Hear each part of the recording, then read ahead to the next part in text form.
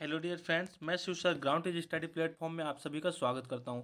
जी हां दोस्तों, आप सही देख पा रहे हैं। यहां पे 3 विभागों में भर्ती निकल चुकी है। आप यहां देखेंगे सरगुजा, राजनांदगांव और कोरबा। क्या है भर्ती, इसकी पूरी जानकारी देखेंगे। साथ ही कितने पद हैं, क्या योग्यता है, क्या जानकारी है पूरी। साथ ही आपको पीडीएफ प्राप्त होगा, किस तरीके से आपको आवेदन करना है, पूरी जानकारी देखेंगे। तो चलिए हम लोग बारी बारी से स्टार्ट करते हैं। सबसे पहले हम देखते हैं कि सरगुजा में क्या भर्ती निकली हुई है। जी हाँ दोस्तों, तो आप यहाँ पे देखेंगे कार्यालय जिला एवं सत्र न्यायाधीश सरगुजा अंबिकापुर में विज्ञापन जारी किया गया है। कब है ये? 5/7/2023 का विज्ञापन है। ठीक है, यहाँ आप देखेंगे कब तक आप आवेदन प्रस्तुत कर सकते हैं। तो 25 तक आप कर सकते हैं। 25/7/2023 तक शाम के 5 बजे तक आप यह पोस्ट कर पाएंगे। कैसे होगा, पूरी जानकारी हम लोग इसमें देखेंगे। तो सरगुजा न्यायालय न्यायालय स्थापना के अंतर्गत चतुर्थ श्रेणी एवं तृतीय श्रेणी स्टेनोग्राफर हिंदी अंग्रेजी स्टेनो टाइपिंग एवं चतुर्थ श्रेणी आदेश का वृत्य के निम्नांकित रिक्त पदों पर सीधी भर्ती हेतु भारतीय नागरिक और भारत द्वारा श्रेणियों के अभ्यर्थियों से निर्धारित प्रारूप में आवेदन आमंत्रित किए जाते हैं। रिक्त पदों की जानकारी यहाँ पे हम लोग देखते हैं। क्या है रिक्त पद?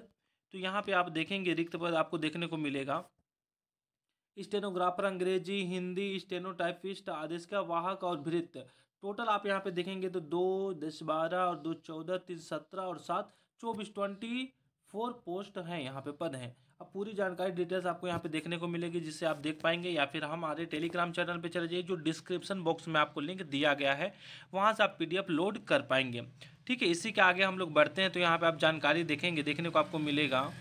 यहाँ देखेंगे आप स्टेनोग्राफर हिंदी। सबसे पहले यहाँ पे स्टेनोग्राफर हिंदी पद के लिए वेतनमान यह रहेगा। शैक्षणिक योग्यता यहीं पे आपको देखने को मिलेगी। इसके साथ हम लोग आगे बढ़े हैं तो यहाँ पे देखेंगे स्टेनोग्राफर अंग्रेजी के लिए शैक्षिक योग्यता और वेतनमान यहाँ पे दिया हुआ है। इसी के साथ स्टेनोटाइपिस्ट के लिए जानकारी दी हुई है, क्या शैक्षिक योग्यता होनी चाहिए। साथ यहाँ पे आदेश का वाहक पद के लिए भी जानकारी दिया हुआ आप यहाँ पे देख पाएंगे। ठीक है, इसी के आगे देखें तो यहाँ पे भृत्य पद के लिए जानकारी दी हुई है कि क्या आपकी शैक्षिक योग्यता होनी चाहिए और क्या आपकी दे वेतनमान होगी। यह पूरी जानकारी यहाँ पे दी हुई है। महत्वपूर्ण जानकारियाँ यहीं पे आप देखेंगे। आयु सीमा क्या होगी आपकी और पात्रता क्या होगी, यहाँ पे पूरी जानकारी दिया हुआ है कि किस बीच के अभ्यर्थी इसमें उम्मीदवार पार्टिसिपेट कर पाएंगे। ठीक है, इसी के साथ हम लोग देखें तो छूट की भी जानकारी होगी आपकी। आरक्षण के आधार पर 5 वर्ष 3 वर्ष 40 वर्ष इस तरीके का आपको छूट मिलेगी। उच्चतम आयु सीमा में छूट क्या होगी वह यहाँ पे दिया हुआ है। ऑप्शन आपकी जानकारी दी हुई है, आप यहाँ पे पूरा पढ़ पाएंगे। इसी के साथ हम लोग अगला देखें तो आगे यहाँ पे हम लोग जानकारी देखते हैं और क्या दिया हुआ है। तो यहाँ पे आपको देखने को मिलेगा आवेदन किस तरीके से आप प्रस्तुत करेंगे, उनकी जानकारी भी दिया हुआ है। अन्य शर्तें भी यहाँ पे दी हुई हैं। आवेदन प्रस्तुत करने की प्रक्रिया यहाँ पे आपको दिया है कि स्वच्छ एवं स्पष्ट भरे हुए आवेदन पत्र यहाँ आप जिला न्यायालय सरगुजा अंबिकापुर में यहाँ पे स्पीड पोस्ट के माध्यम से भी भेज सकते हैं। ठीक है, और वह फॉर्मेट क्या होगा, वह फॉर्मेट आपका यहाँ पे दिया हुआ है। लास्ट में आप देखेंगे आपको फॉर्मेट भी देखने को मिलेगा, किस तरीके से आप आवेदन प्रस्तुत कर पाएंगे। तो आप पीडीएफ को जा करके लोड कर सकते हैं, यहाँ से फिल कर सकते हैं। ये आपको फॉर्मेट देखने को मिलेगी आपको यहाँ से। इसी के साथ हम लोग आ कहते हैं सेकेंड पद में आपका राजनांदगांव जिला में। राजनांदगांव जिला में क्या पद निकला है उसके बारे में देखते हैं। यहाँ आप देख पाएंगे केंद्रीय विद्यालय डोंगरगढ़ राजनांदगांव में पोस्ट निकला हुआ है। किसके लिए निकला हुआ है? बाल वाटिका के लिए दिया गया है।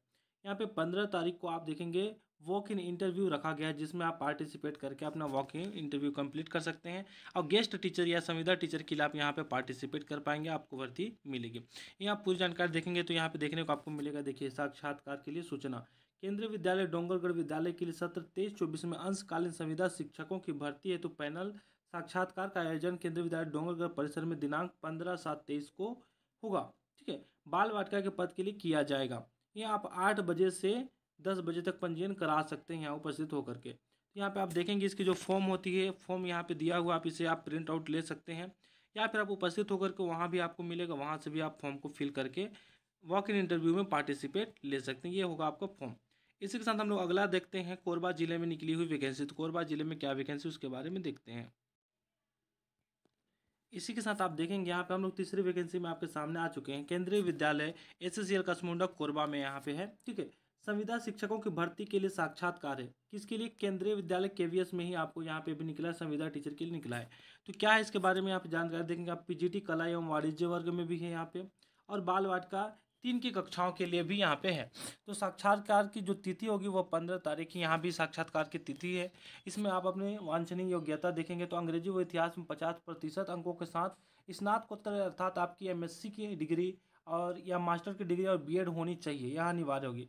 यहीं आप देखेंगे 3 के लिए जो बाल वाटिका है, इसके लिए एनसीटीई द्वारा निहित योग्य बाल वाटिका शिक्षक के लिए diploma in early childhood care education ECCE किए हुए हों। तो ये इसकी योग्यता है। इसी के साथ आप यहाँ पे पूरी जानकारी देखेंगे तो 15 को उपस्थित होकर के आप यहाँ साक्षात्कार दे पाएंगे। ये हम लोग फॉर्म की बात करें तो यहाँ पे आपको फॉर्म देखने को मिल जाएगी कि जो केंद्रीय विद्यालय का फॉर्म होता है ये फिल कर पाएंगे। इसे आप प्रिंट आउट ले लें या फिर आप ऊपर वहाँ उपस्थित होकर के वहाँ से आपको फॉर्म मिलेगा, उससे आप फिल करके भर सकते हैं। इसी के साथ दोस्तों यदि आपने अभी तक हमारे चैनल को सब्सक्राइब नहीं किया तो जल्द से सब्सक्राइब कर बेल आइकन दबा दीजिए, क्योंकि पल पल की अपडेट एक नई वैकेंसी इस चैनल में आपको बताया जाता है। मिलते हैं अगले वीडियो में, तब तक के लिए बाय बाय, जय हिंद, वंदे मातरम।